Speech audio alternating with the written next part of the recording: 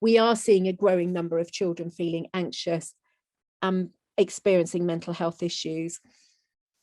I've named this year the anxiety year for the cohort of children that I'm seeing. So this is my 8th year of working with, in the job that I do, working with children with high social, emotional, mental health needs. Out of all the children I've got, the highest number of them are experiencing very, very high anxiety, more than I would ordinarily see. And I do work with children with high SEMH needs, but anxiety is a really big issue. It's showing itself in different ways. So I often it's not unusual for me to work with children who can be quite violent or become very dysregulated in their behaviour traits. This year, I'm seeing much more of quiet and selective mute. So out of the 9 children I started with in September, 5 of them were diagnosed with selective mutism. That's really high. I normally have 1. I would never have that many. I've got 5. We work with 26 children. And I think on our books, we've got about 8 children with selective mutism. So it's really high this year for us in our area. It may be children who are not wanting to join in. They may be frightened of toilets, but also they may be children who are struggling with eating. Now, I spoke last week to a specialist in selective mutism in our area. We had some specialist training, given the numbers we're seeing. And she was saying it's not uncommon to see a fear of toilets and toileting issues, a problem with feeding and eating issues alongside selective mutism, which is really interesting, I think. Whole load of questions around that. They may be struggling to leave their carers and finding those transitions really tricky. It may be a sensory overload that you're finding them just having really high sensory needs. They may be very tearful and they may be angry.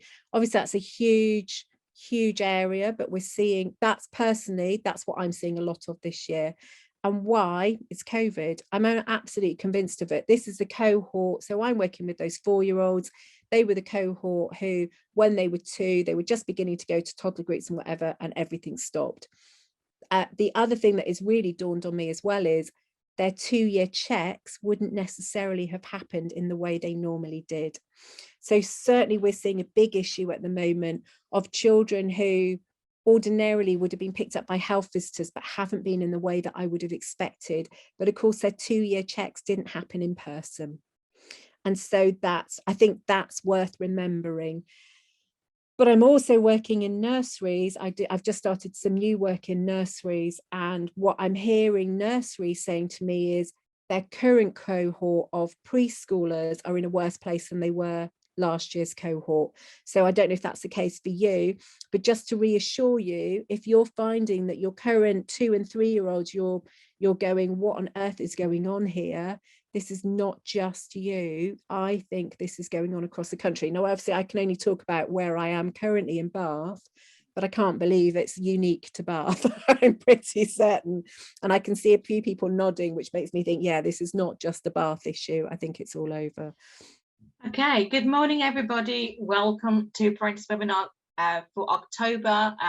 This topic is, as you all know, very, very close to everybody's hearts. I think we're all feeling it at the moment, and it's close to our teams and our homes.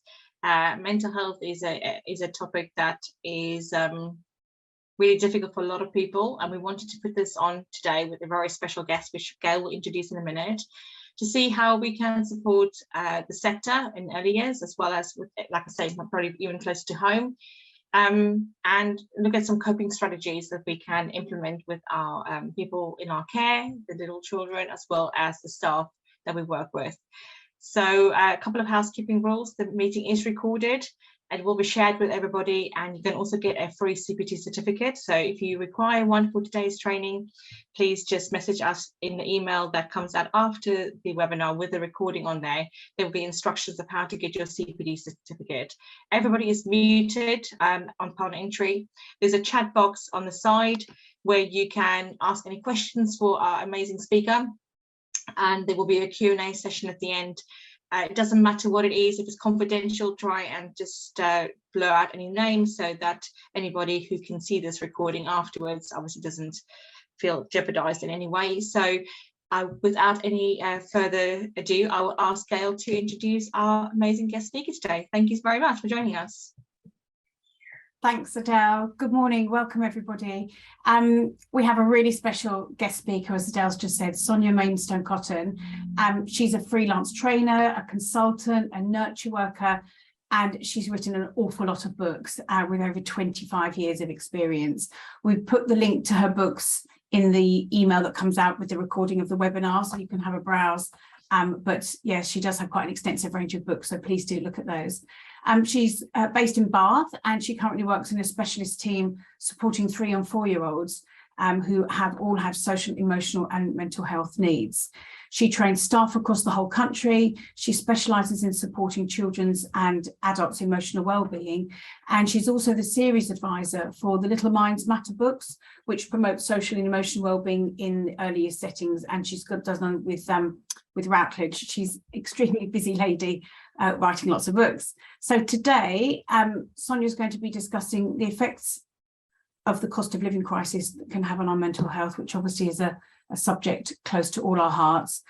Recognising bereavement and the importance of grieving and allowing ourselves to grieve. The menopause, which again is a topic close to a lot of people's hearts, and anxiety in children that trigger our own anxiety.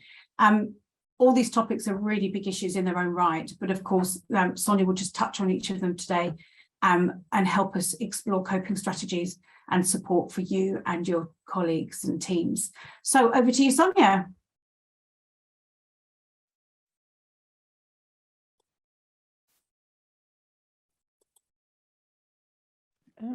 Sonia, can you I was muted. Thank yeah, you. I'm not now. Hello, everyone. That's not very good, is it, for me to be muted? Right, I'm just sharing my screen.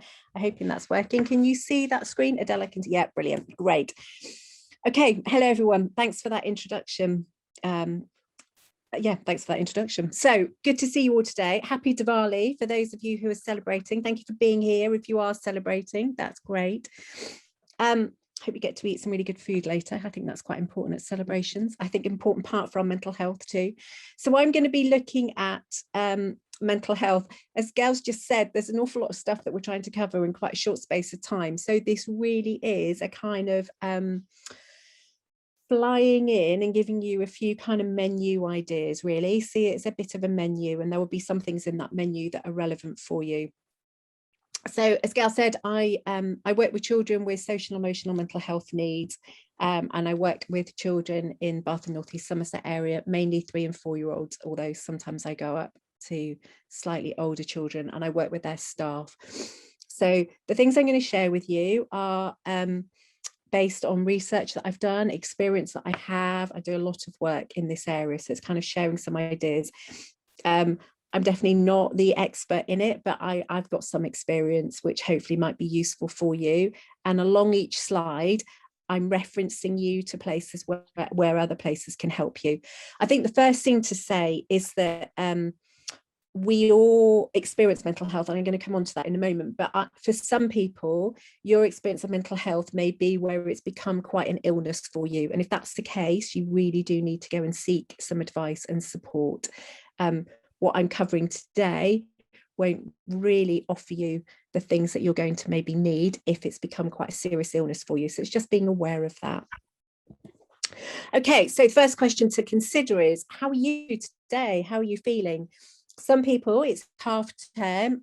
I must admit, I'm one of those. I'm really sorry for those where it isn't half term. I always feel slightly guilty when I say that, but I am working in schools, so I am mainly in schools. So I am half term, and I'm very grateful for it. But how are you feeling today? If you're still at work, if you're still in a nursery and you're all year round, maybe you're feeling quite tired, I don't know. As the seasons change and the clock's about to go back, I think that can often impact people's feeling of fatigue. But the reason why it's a really important question to check in about how are you today, when we work with children, we cannot raise children's well-being if we're not in a good place ourselves. So we really do need to take care of ourselves and make sure that we're doing things to look after ourselves. So I think it's important to just do that check-in and work out where you're at. So right now I'm feeling okay. I've had a few days off, which has been great. I'm really lucky. I'm going to Copenhagen tomorrow. My daughter has just moved there and I'm going to go and see my daughter for the first time in Copenhagen. So I'm quite excited and a little bit nervous. I'm not brilliant at flying and I've realized I haven't flown in 9 years. So I'm slightly scared about all those sorts of things. But yeah, I'm feeling all right, which is good. So the areas we're going to look at briefly are stress in the cost of living crisis, bereavement, menopause, and anxiety in children. And I'm laughing to myself as I'm saying this, because they're huge, they're massive, and I can't really do those subjects any justice at all. But I can maybe give you a glimmer of information, and more importantly, more places that you can go and have a look at. So we all experience mental health. Often we talk about mental health in quite a negative way, as if it's a mental illness. And that isn't always the case. For some people, it is an illness. Some people will experience mental illness, and that's okay. It's an illness just like, I don't know, breaking your leg or whatever. It's still an illness. And I think we're getting better at recognizing that. But we all experience mental health, and sometimes our mental health is quite high and sometimes our mental health is quite low. And there are a huge variety of things that can impact our mental health throughout the day and throughout the weeks and the month. I actually think we're in a really odd time right now. We've experienced the pandemic, and that was, let's be honest, just bizarre. To the point where I don't know about anything else, but I have moments of think, did that actually happen? But actually, we're still experiencing the pandemic. So the children that I'm working with, the 4-year-olds that I currently work with in schools, have been massively impacted by the pandemic. And I'll mention that a little bit later. So, but there are still, the pandemic is still there, hasn't it? COVID hasn't gone away. I had COVID a few weeks ago, managed to not get it throughout the whole time, and then got it halfway through the first term, so that wasn't so great. But you know, it's still around, it's still there. And I think, and with everything else going on at the moment, I think that really can impact our mental health. And I want to start on the stress in the cost of living crisis. Now, when I wrote this, do you know what, things are moving on so quickly. I'm not even sure that Liz Truss was Prime Minister at the point I wrote this. No, Gail's shaking her head. I don't think she was. Yeah, so there we go. That's how quickly things change. Whatever your politics are, and I'm not going to try and influence you either way, and I'll try very hard not to be political, although it is quite hard currently. But whatever your politics are, I think everybody would agree we're living through absolutely bonkers times. I don't think any of us have experienced anything quite like this before.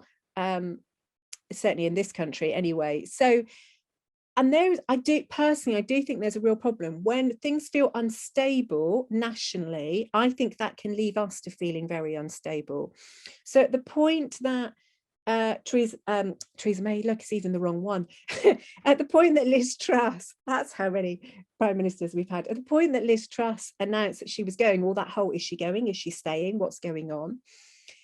A lot of people felt very shaky. And I think that's because of the instability. I don't think national instability is very good for any of us, actually.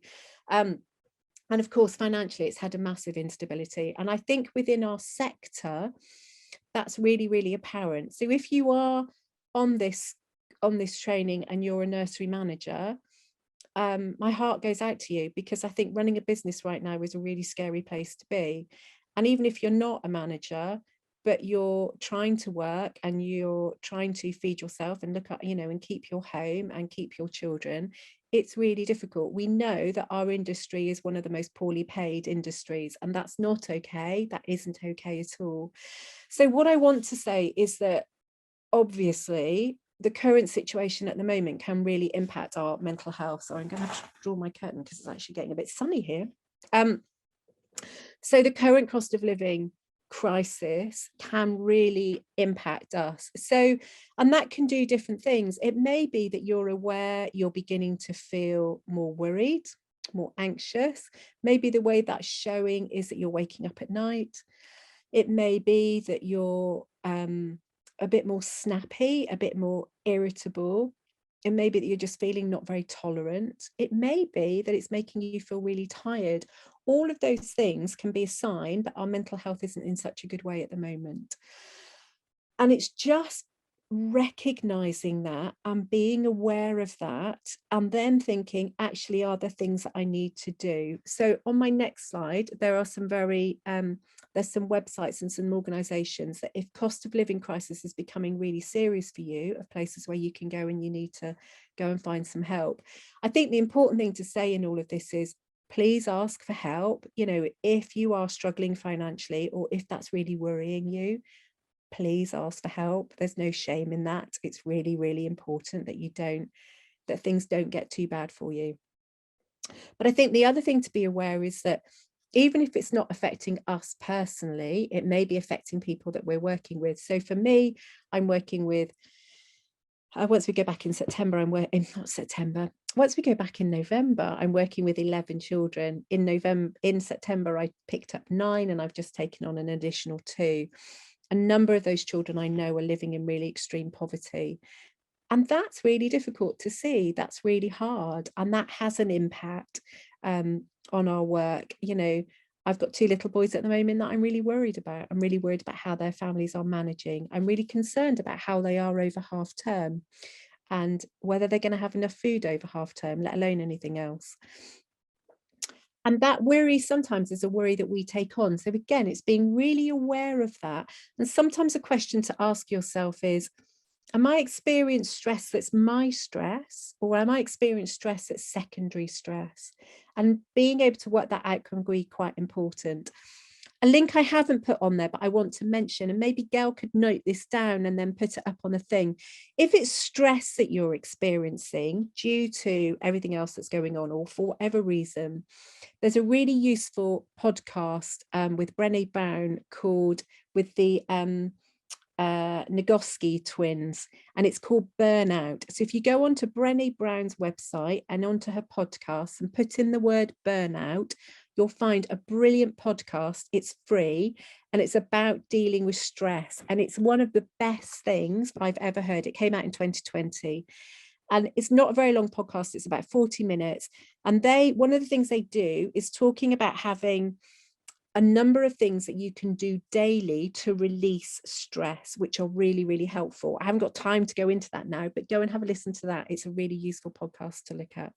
So within the cost of living, some places that you may need, if that's an area that actually is really tricky for you, or you know you've got families in your nursery, or you know you've got staff who may be struggling in your nursery, these things can be really useful, these links that I've put on here. So Citizens Advice are always really helpful. Citizens Advice is a free organisation. You can ring them and talk to them, arrange to talk to them. Their knowledge is just incredible around benefits, around debt relief, all those sorts of things. Trussell Trust, if you go onto their website, if you're needing help with regards to food, they can identify where your local food bank is, and advice about how you access that. You can't just turn up at a food bank, but you can go and get somebody to refer you, and Trussell Trust can advise you on that. The other thing to say is some areas now have what called pantries, and I don't know if you're familiar with those in your area. There isn't a link on there. I know in Bath I could signpost you to 3 pantries, but pantries are somewhere where you pay a very small amount of money, and once a week you can go and get food. So I can't remember the figures. It might be that you pay £5 a week, but you can go and get the equivalent of a small shop at the pantry. So they're worth having a look at. And again, it's worth knowing in your area, just put in the word my local pantry, and you'll be able to find out where they are. And again, that might be really useful, not just for yourself, but for the families that you work with. Mind have a really useful link. So there's a link there on support and tips for everyday living with money and mental health. So again, look at their website. That can be quite handy. And the other person who I think is really useful and has been amazing during these times is Martin from Money Saving Expert. He's on ITV. He's got his own website. He sends out weekly emails. his stuff has been amazing, and it's largely thanks to him. Martin Lewis is his name, that stuff came through around fuel, that the money came through for fuel. It was largely Martin Lewis who put that through. Okay, so moving on from there, I want us to now look briefly at bereavement. And again, for any of these in the Q&A at the end, you know, if you've got some questions, I can't promise you I can answer everything, but I will answer questions at the end. Bereavement, when I was writing this, I think Miss Liz Truss maybe was just about in, and the Queen had just died, because I remember me and Gail were having the conversation about national bereavement and mourning, which is why we'd all been through an experience of national mourning for the Queen. Now, again, whatever your feelings are about the Queen, whether you're a royalist or not, the Queen dying may well have triggered some quite strong feelings for you. I know it's certainly triggered, it didn't personally trigger feelings for me, but it definitely triggered quite strong feelings for some of the children I was working with. And there was quite a lot of anxiety with some of the children I was working with around the time that the Queen died. And so, but again, recognizing it for yourself, I think because of the pandemic, we all went through, there were lots of questions about why was there such a period of mourning for the Queen, apart from the fact that she was obviously very important. Why were so many people touched by it? And one of the thoughts I have, and I have no way of proving this, obviously, but one of the questions I had was, I wonder whether it's because for so many people, they lost people during the pandemic. And it feels like we've gone through a period of time where for many people, they weren't allowed to properly mourn. You know, that horrific time where people weren't allowed to go to funerals, or if they weren't allowed to touch anybody, or they weren't allowed to be with loved ones when they died. And I do wonder whether the Queen's death actually triggered for some people a lot of feelings around that. So if that may be you, if you found yourself during that time of the Queen's death of actually feeling more upset than you thought you might be, just be kind to yourself and recognize that maybe there was something of that going on. So just kind of recognize that and find somebody to talk to, find somebody that you trust, that you're able to speak to, I think is really, really important. A few useful links for bereavement. Cruise UK are very, very helpful. The NHS website, it's a really useful website. It's a real, it's a treasure trove of information on the NHS website. So there's some really useful things in there, but they have some very useful, there's a link on there about grief and bereavement and loss, which you could follow. And children, I firmly believe we need to talk to children about death and bereavement. In one of my books on change with children and kind of transitions that can happen, there's a chapter on there on death and bereavement. I firmly believe that it's important that we have those open conversations with children, and we don't hide the words, and we use the word death and things like that. Winston's Wish, for me, are one of the best charities out there for supporting children around death and bereavement. It's something that I hope none of you ever have to be able to use, but if you do need it, it's really, really useful. Very, very good friend of mine last year died very suddenly in front of his two children, and Winston's Wish were just amazing, really, really good and supportive for him, for his partner and his children. So again, it's worth knowing that. It's also really useful to know links like that, because we never know when we're going to be in that position. So in your workplace, it's really useful to know where to go to if you're ever in a position where a child has a sudden bereavement or a serious bereavement is, expected. Then it's worth knowing where you need to go for help and signpost. One of the things Winston Wish talk about, which I think is really useful, is schools and nurseries having a bereavement policy. And I can speak from personal experience. I was a chair of governors for 7 years, and we had a bereavement policy because I've been on bereavement training. We wrote one, and it was very, very useful, because when a sudden death happens, it throws everybody and you don't always know what to do. But if you've got your bereavement policy, it's there. And there are some good examples out there, and Winston's Wish can advise on that. So that's worth thinking about. And just being aware of the way it impacts the rest of your staff. Okay, so on the NHS, there's a web page titled 6 Ways to Be Happier, which has a mix of suggestions. That sounds quite crass, but actually it's really useful. And it's not, you know, they're quite interesting list of things. Some of the six things they recognize, they recommend, but you can go and have a look at, is managing stress. And like I said, go and listen to that podcast around stress. Lowering alcohol, as tempting as it is when we're not feeling great to go to alcohol, it can definitely be a trigger and make us feel worse. Doing things you enjoy, I think there is so much in that.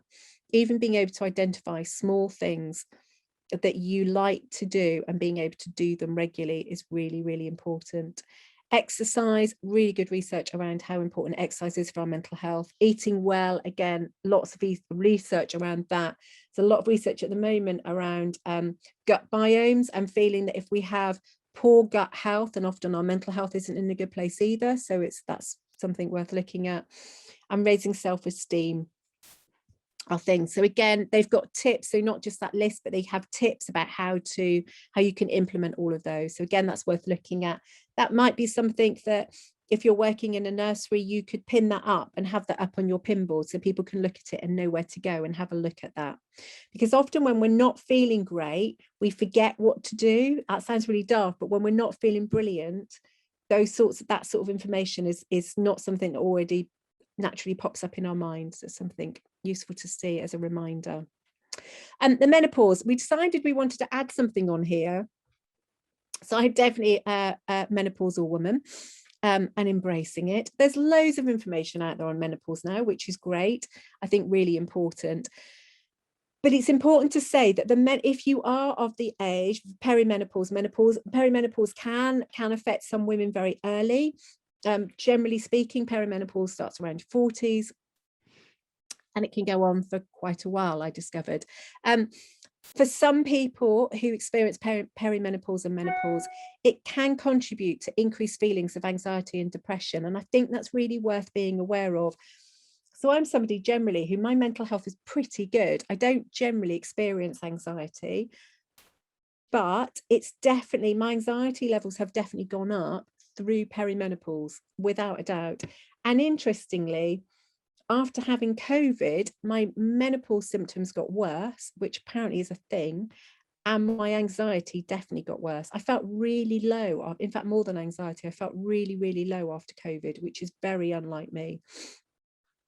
So it's worth tracking your symptoms and being aware of that.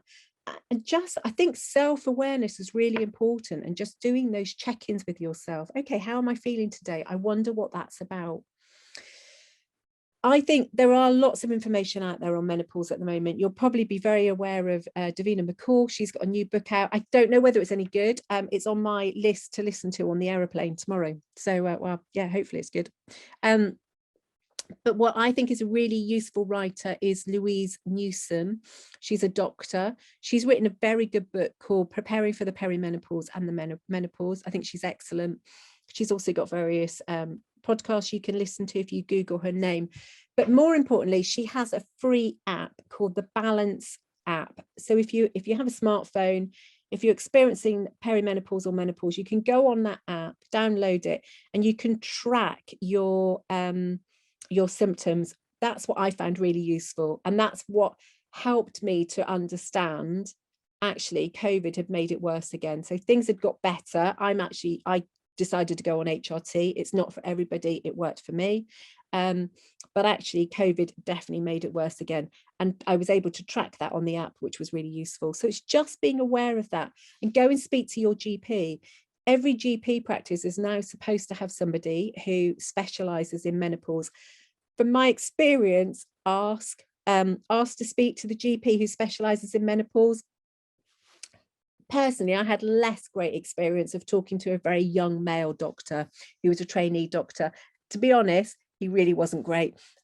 Totally threw him. If we weren't on the phone, if I was seeing him, I could just tell from the conversation that he was highly embarrassed by some of the things I was mentioning, which is not really what you want from your GP. So ask for somebody who's a specialist in menopause. They are out there. Each GP practice is supposed to have one.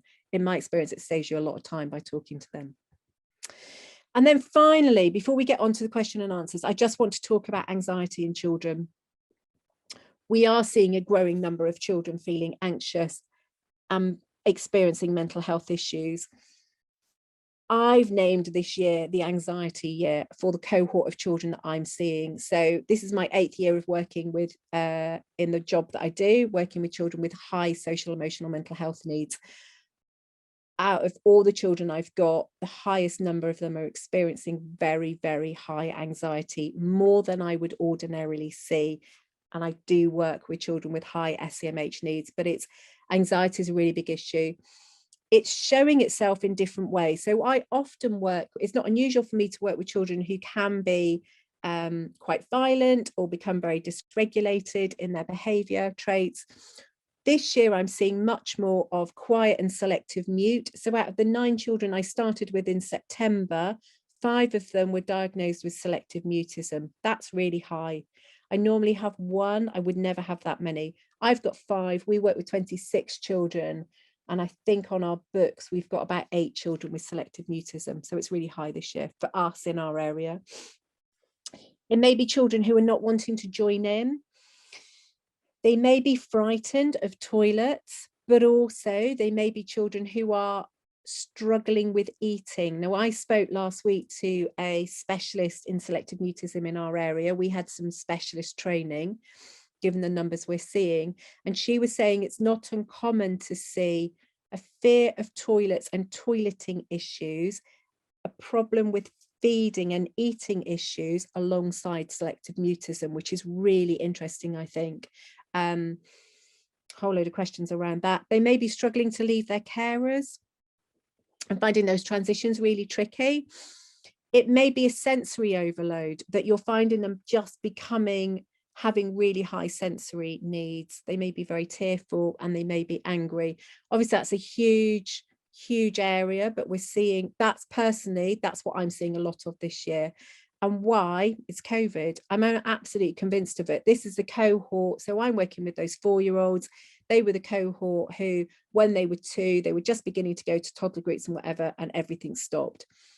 The other thing that has really dawned on me as well is their 2-year checks wouldn't necessarily have happened in the way they normally did.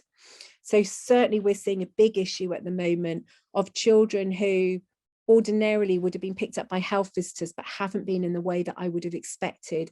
But of course, their 2-year checks didn't happen in person. And so I think that's worth remembering. But I'm also working in nurseries. I've just started some new work in nurseries. And what I'm hearing nurseries saying to me is their current cohort of preschoolers are in a worse place than they were last year's cohort. So I don't know if that's the case for you, but just to reassure you, if you're finding that your current 2- and 3-year-olds, you're going, what on earth is going on here? This is not just you. I think this is going on across the country. Now, obviously, I can only talk about where I am currently in Bath, but I can't believe it's unique to Bath. I'm pretty certain. And I can see a few people nodding, which makes me think, yeah, this is not just a Bath issue. I think it's all over. So how can we support anxious children?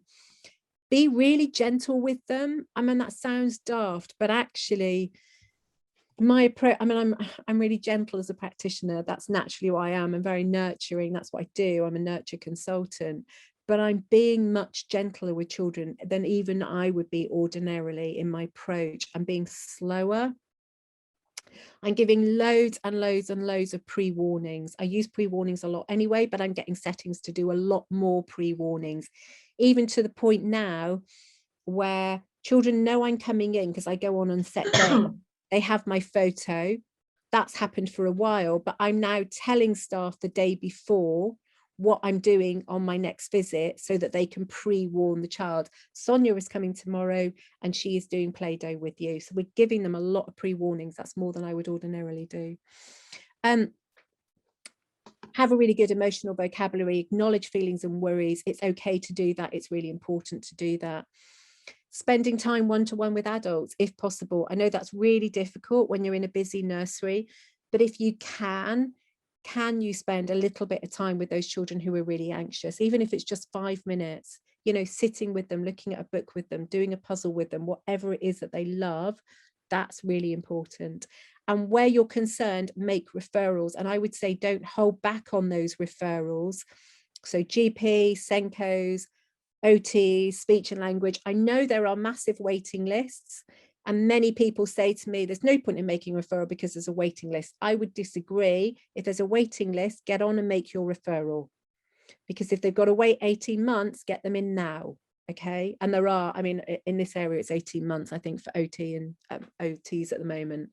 And I think it's about 9 months for a paediatrician referral. Get in and refer if you're concerned. Don't, you know, yeah, that's a good thing to do. And finally, for you, coming back to you, what do? You need to do things that bring you joy. You need to be making sure that you are looking after yourself and doing things that make you happy, and know what makes you happy. So for me, it's swimming. Anybody who's heard me before will know I swim every day. I swim at the local pool every day, but I cold water swim. Cold water swim is my big thing. I knew after COVID, when I was feeling really down, be going on for a few weeks, and I was like, I've just got to get into some cold water. So we went to Lyme Regis, I swam in the sea, and it's like a switch going off in my head. It's amazing. I will be swimming next week in Copenhagen. They have some of the best cold water spots. Apparently their docks are now special designated swimming areas. So I plan on swimming all week for the rest of the week, which will be amazing, and see my daughter in between, which will be great. Okay, that's there's some other anxieties, other links on that page about places that you could go to, some links of organizations that can be really useful. This is all on your website, I think, will be there for you to access.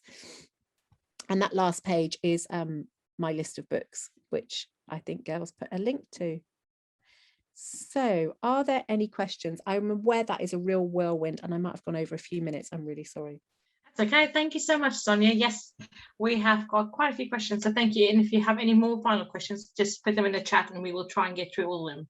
So we've had a few questions. One of the questions we had was, do you have like a set of mental health questionnaire, like a checklist or something that people can use where they're concerned about someone, just to identify if there's a signposting requirement?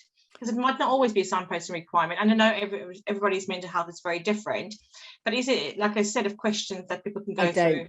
That's not my specialism. I don't know. If you want that kind of thing, you need to go to Kate Moxley, and she is mental health first aid trained. She does loads and she will have that kind of thing. So go and contact her, get some mental health first aid training for your setting. But she's your early years person on that, definitely. But that's not something I have. Brilliant. Is it Kate Moxley, you said?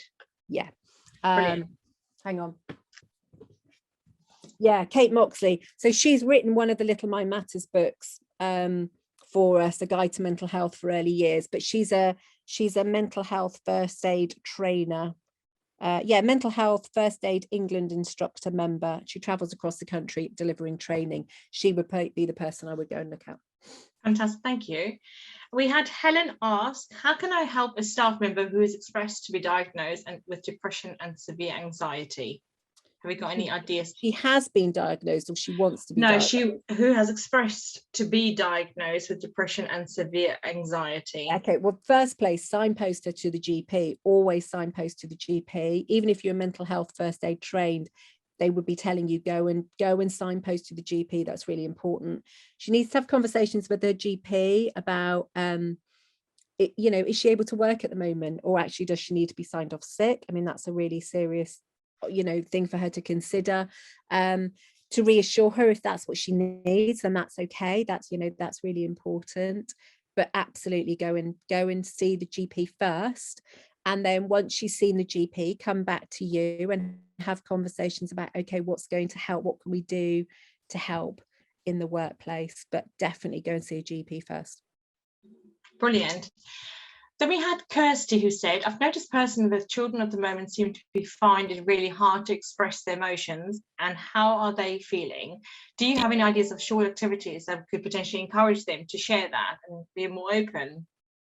Yeah, I mean, my belief is in early years settings, we should be using emotion language. We should be embedding it from babies. You should be using emotion language every day in your practice. And that's not just through the resources you use, although the resources are really important. So having emotion language resources around, so the pebbles or postcards, or there are loads and loads of emotion language resources out there now. You can easily make your own. Definitely, you don't need to spend money on them, but also in the language that you're using. So using a script with the children, we use that all the time in my workplace. So if a child's upset, you might use the phrase, I wonder if you're feeling sad because mummy's gone, and I wonder if that's making you sad. I'm here to help you. Or I wonder if you're feeling cross because Johnny's just taken your toy away. It's not okay to hit, but it's okay to be cross. So you're always using it, but also commenting on when you think they're happy. Oh, look, you're really smiling at the Play-Doh. I wonder if you really like playing with the Play-Doh. Does it make you happy? We should be embedding emotion language all the time. The thing to be aware of, though, is that sometimes when we do a lot of questioning to children, how are you feeling today? They kind of back off and they don't really want to do that. So hold it in balance, have that right balance, but use resources, and use script. You model it as adults. You should be modeling all the time using a rich emotional vocabulary and language, and use books. The Colour Monsters, one of my favorite books. Probably a lot of people are familiar with that. That's a really good one. There are loads and loads of good books out there currently on the market, children's books around emotional vocabulary. Read lots of stories. Brilliant. Parenta covered a really comprehensive how-to guide, and one of the questions was about checklists for staff and how to support staff about identifying if it's premenopause symptoms or menopause symptoms. So we will share that guide. The reason I'm mentioning is one of the questions we had is there a checklist? So that's why I mentioned that, but it was really comprehensive guide, which we'll share with you as well as part of this webinar. I'm going to pass over to Gail, who's also got some more questions that's been fired over to us. But like I say, if you have any last ones, just add them to the chat and we can ask Sonia to help us with that. Thank you. Thanks, Adele. Yes, Adele mentioned we'll include the how-to guide we've just written regarding perimenopause and menopause. But Sonia, do you have a particular checklist that you might say to staff, have a look at that, have a chat with them? Some people find it really difficult to actually speak about it. On what? On menopause? Yeah, moving on now to the... I would always go and say, go and look at the Balance app, because it's such a comprehensive list. If you haven't got a smartphone, you can't get the app. It's a free app, but if you haven't got a smartphone, go and look on Google it, the Balance app on your computer, and again, it will come up. No, I mean, that's obviously not an area I specialize. I'm not a medic, but that for me, I would always refer back to a medical person, and she's a GP. She's medically trained. So Louise Newson, the Balance app is, I think, the best thing out there. I've looked at a lot of them. You need to be really wary with the menopause. I've noticed there's quite a few companies now that are selling kits to kind of measure whether you're going through the menopause or not. Louise Newson is really critical about those and saying they're very expensive and they're not that helpful. Go and look at her free stuff. Why not? Thank you. Lots of people jumping on the bandwagon by the sounds of it. I think you've answered this one. Really, it's about the reasons why you feel the anxiety in children has increased so much. And I know that you feel that it is definitely down due to COVID, really, and the lack of the social activity, the checks, everything like that. It is. I think it's also anxious parents. I mean, all the children I've got that are really high anxiety, a lot of their parents are really anxious as well. And I think that's very difficult when you're feeling anxious as a parent. That's quite hard to hold that in check, and for the children not to be aware of that. So I think, I'm not blaming parents, don't get me wrong, I'm absolutely not blaming parents, but I think that has something to do with it. Or if there are siblings, in the way we talked about secondary stress, I think sometimes I think some of the children are experiencing secondary anxiety, but it's COVID. I mean, it won't just be COVID, obviously, there are still horrific things like child abuse and all of that sort of thing. That's all happening. As somebody on training the other day said, it's quite easy to jump to blame COVID. And don't get me wrong, I'm still working with children on child protection plans.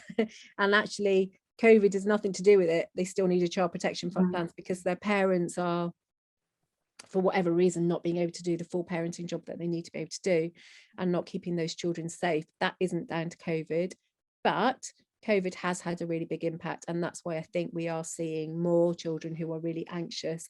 And I think it's really easy to think, well, why would it have affected the child? Because the child I've got, they were born in COVID, or they were only one when COVID hit. How would they know? Children pick up on everything that's going on around them. They really do. And I think we often forget that, those children who were born in COVID, they were used to only seeing people outside, adults outside with masks over their face. How weird is that? So I know some toddlers who, when they saw people without masks, they cried. They couldn't cope with it. They found it really frightening. They didn't understand. I've also had 3-year-olds saying, but we weren't allowed to see people. I mean, obviously couldn't say it quite like that, but they'd been told we weren't allowed to go to Granny's house because it wasn't safe, and now it is safe. That's very confusing for a 2 or 3-year-old. So when we've been talking about things not being safe and suddenly it is safe, I think that's really puzzling. So it's no wonder that we're seeing such anxious children, I think. Thank you. It's a really good explanation. Talk about anxious parents. How would you approach parents when you as a practitioner have spotted some issues, some of the issues that you mentioned on your list, but maybe they don't present themselves at home, but they do in the nursery? Any tips on approaching parents and speaking to them? Yeah, so be really gentle. Ask them, how are things at home? How are they at home? I would just say really gently, we've noticed that when they're here, they're finding this sometimes tricky. How is it at home? Are they like that when they're in other places? So a conversation I had with a parent last week was telling me, the parent was saying at home that they're absolutely fine, no problem with the parents at all. And they're taught, this is a selective mute child, they talk all the time at home, but they won't talk to other, when they go to friends' houses, they won't talk. Or if they go to granny's, they won't leave mummy's side. So checking out, just do some professional curiosity is a good phrase. Use that professional curiosity, that kind of, oh, I wonder, this is what we've noticed, and just really gently say, or you might say, if it's a child who you think is selective mute in the setting, you might say, we've noticed that they're really quiet here. We're not really hearing their voice. They've been here for a few months now, and sometimes it can take children time to settle. We're just wondering whether they're a bit anxious and worried. What do you think? Is that something you're seeing anywhere else? And sometimes parents would go, oh my God, no, they're fine at home, and didn't have a clue. Other times parents will say, actually, yeah, now you say that, we have noticed that they don't like going out anymore, or they don't like going to granny's, or they never talk to Uncle Peter, whatever it is. And then begin to talk about, okay, this is what we'd like to do. If you do have a child who you think is really anxious, definitely talk to your Senko and have those conversations. If it's a child who you think is selective mute, you need to talk language and get some support and advice, because the sooner we can get in there and get support, the better we can make it for that child. Thank you. Definitely early intervention sounds like a good advice. We have one final question, actually, moving the age gap, really. We're talking about a teenager. We've had a question from Hindala Majumdar, a teen that's gone through abuse and PTSD. What are some activities I can do to process them through trauma? I don't work with teenagers. I'm really sorry. That's not my bag. And the other thing I'd say is, if you have got a teenager, if you're working with a child who's been through any severe trauma, child abuse, and they're experiencing PTSD, it's really, really important you seek professional guidance. So Young Minds is brilliant for teenagers around mental health issues. They're the leading charity for teenagers, but I would go and talk to a therapist. So you maybe want a play therapist or an art therapist or a music therapist, but you need to get some really important therapeutic support. It's not something I would be doing at all without.